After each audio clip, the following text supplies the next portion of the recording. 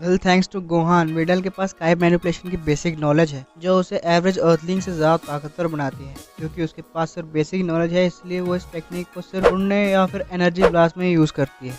इसके अलावा वो मोस्ट ऑफ द टाइम अपनी फिजिकल स्ट्रेंथ पर ही डिपेंड रहती है, जो कि हम उसकी स्कोपोविच के अगेंस्ट हुई फाइट में देख सकते हैं। अगर स्कोपोविच के पास मार्जिन पावर ना होती तो शायद उस फाइट का आउटकम हमें कुछ और मिलता।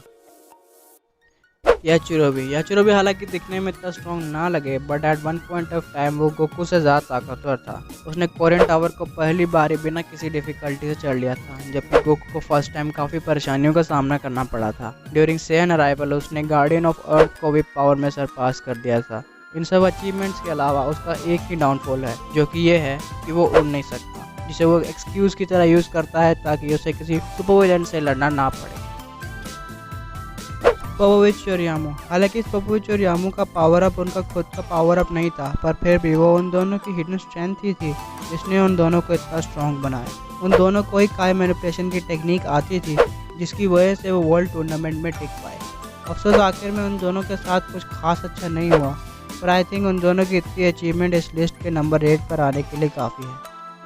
चाओजू, फर्स्ट ऑफ ऑल चाओजू एक एलियन दिखता है, पर वो एक अर्थलिंग है। उसने निकलिंग के फर्स्ट कामेहामेहा वेव को सरवाइव कर लिया था, जो कि उसके लिए एक काफ़ी बड़ी बात है, क्योंकि उसकी प्राइमरी पावर फिजिकल स्ट्रेंथ नहीं है बल्कि साइकिक एबिलिटीज़ है, जिसने उसकी फाइट में काफ़ी मदद की है। कामी की ट्रेनिंग की वजह से हम इजीली कह सकते हैं कि वो कामी से ज़्यादा स्ट्रॉन्ग है। इसके अलावा चाओजू उन कुछ लोगों में से है जिन्होंने बू की ह्यूमन एक्सटिंक्शन अटैक को सरवाइव कर लिया था।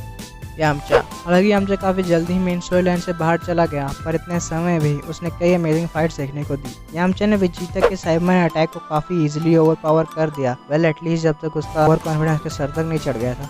उसने गोकू को अपने फर्स्ट एनकाउंटर में ही हरा दिया, और स्ट्रॉन्ग बनने के लिए उसने रोशी, कामी और किंग काई से ट्रेनिंग ली। चाओजू से अलग उसकी सबसे बड़ी अचीवमेंट यही होगी कि वो मेन स्टोरी लाइन में ज़्यादा देर तक टिका रहा। मास्टर रोशी को मार्शल आर्ट में 300 सालों का एक्सपीरियंस है, और उसने इस लिस्ट के कुछ बेस्ट कैरेक्टर्स को ट्रेन किया है। रोशी की पावर सेन सागा में 139 कैलकुलेट की गई थी, और थ्रू आउट द सीरीज ने उसके बाद कुछ खास इंप्रूव नहीं किया। आउटर ने रोशी की कभी अल्टीमेट फॉर्म को कैलकुलेट नहीं किया। शायद यही रीजन है कि रोशी वन ऑफ द 10 फाइटर में से था जिन्होंने यूनिवर्स 7 को यूनिवर्सल सर्वाइवल टूर्नामेंट में रिप्रेजेंट किया था। यामचा उस लिस्ट में कहीं भी नहीं दिखा। उलीबू, एक ग्रीक गॉड जैसे दिखने वाला उलीबू इस लिस्ट का सबसे कम पॉपुलर कैरेक्टर होगा, पर किंग काय का कहना है कि उलीबू सेकंड ग्रेटेस्ट फाइटर है नॉर्थ क्वाड्रेंट का, जो कि उलीबू प्रूव करता है जब वो पिकॉन के साथ क्वार्टर फाइनल्स में लड़ता है और उसे टफ फाइट देता है। वही पिकॉन है जिसने सेल को उसकी परफेक्ट फॉर्म में हरा दिया था।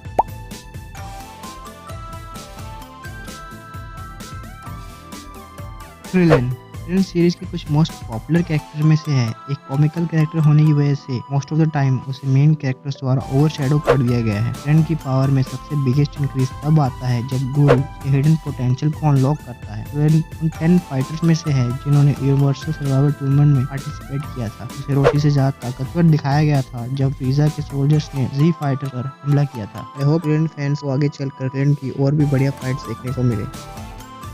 इयन शिनहान, इयन 3-आइड पीपल का डिस्टेंट सक्सेसर है, पर फिर भी वो एक अर्थलिंग है। इयन और क्रिलन के बीच में कौन ज्यादा स्ट्रॉन्ग है, इस बात की डिबेट तो कब से चली आ रही है। सेन अराइवल में टीएन का पावर लेवल 250 कैलकुलेट किया गया था, वहीं क्रिलन का पावर उस समय 206 कैलकुलेट किया गया था। इयन और सेल सागा के बीच इयन ने अपनी ट्रेनिंग किंग काय के प्लैनेट पर की। सेल सागा के बाद उसने अपनी ट्रेनिंग चालू रखी, जबकि क्रिलन अपनी फैमिली के साथ सेटल हो गया था।